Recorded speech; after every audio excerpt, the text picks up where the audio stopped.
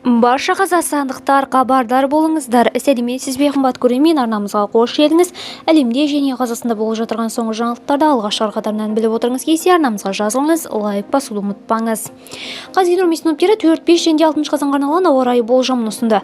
Антициклон қай өңірлерде ашық ауа райы сақталады. Алда күндері Қазақстан аумағының басым бөлігі солтүстік-батыс және антициклон ықпалында болады.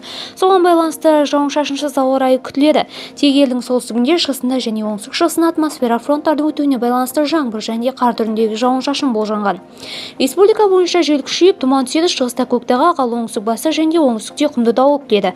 Солтүстік өңірлерде түнде ауа температурасы біртіндеп -3 градустан +5 градусқа дейін, күндіз +5-15 градусқа дейін көтеріледі. Шығыста түнде -3-13 градус аяз, күндіз +3-11 градустан -5-5 градусқа дейін ауытқулар күтіледі. Республиканың оңтүстік-шығысында түнгі уақытта 1-3 градус үстік сақталады. Қалған аймақтарда температура аздаған ауытқулар болса да елеулі өзгерістерді күтілмейді. Видеомыз кеңінен таралу үшін лайк басыңыз және арнамызға жазылуды ұмытпаңыз.